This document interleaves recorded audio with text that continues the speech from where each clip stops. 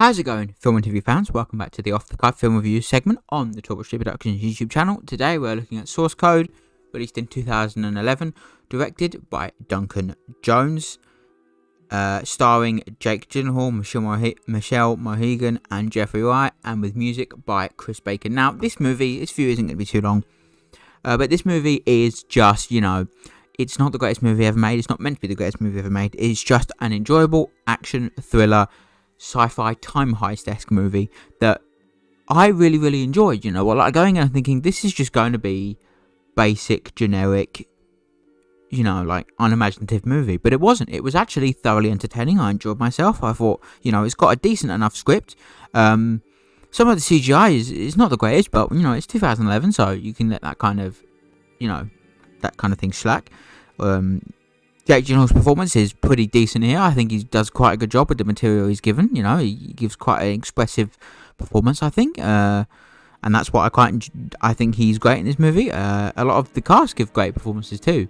And they really, I think, push the movie into almost, it's a blockbuster, no shit. But obviously made fairly cheap, which is okay. And turned out quite well. The music is fairly decent. Chris Bacon's score is fun.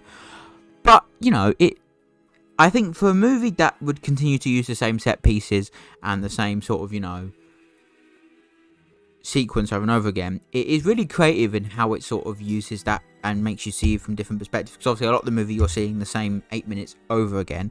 So it's interesting to see him pick up on that and you pick up on the same things that happen and things that happen differently when you watch it, which is kind of interesting to me to see how Duncan manages to mix all these things together, change them up enough to make it feel fresh, keep you invested in the movie, while also, not taking away from the fact that you are still seeing the same scenes, the same segments over and over again.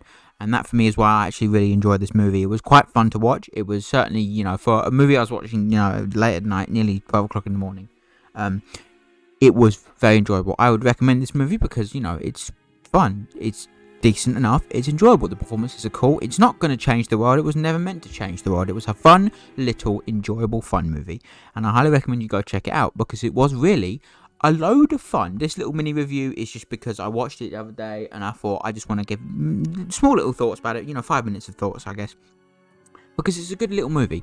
I would highly recommend it. It's a lot of fun.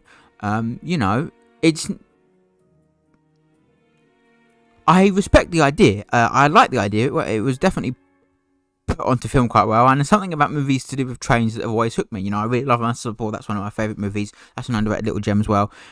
I have talked about that movie, and I recommend you watch that movie too. That movie is better than this one, but this is still quite fun. And I do like how it is used, the train, and the train whole idea of them using this whole government thing to use brainwaves and shit. It is a little complicated, but not complicated enough for you to want to turn the movie off. They do explain it well enough. I just can't remember because I watched it yesterday, not today. It's a decent little fun movie that I would highly recommend. It all round, it's a decent little flick. You really do root for the characters at some points, especially towards the end of the movie. There's a really cool ending as well, I think. It's just a great fun little flick. I would recommend. It's currently streaming on Amazon Prime Video if you live in the UK. That's cool. I think you should go check it out because it is genuinely, well paced, well structured. I mean, the production design didn't need to set the world on fire, neither did the costumes, but it works. I think the casting choices are interesting here. It feels modestly produced as well, not over the top, and the camera work especially is nicely done because you see how they change the camera slightly when you're seeing different parts of the train and you're seeing the same thing maybe multiple times, but they'll make the camera in a different position or a different angle, which is good to keep the viewer enticed, and I think that really works quite well here. But really, again, it's just I was quite shocked at how well this movie actually is and turned out, because it's just occurring to me that it's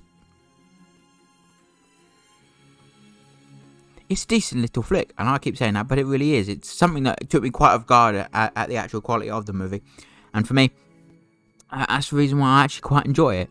So go check it out. I recommend it. don't forget to hit the subscribe button. This has been a little mini review. Yeah, the face cam stuff has gone away because it didn't suit me. But yeah, thanks so much for watching. Have a wonderful day, and bye-bye for now.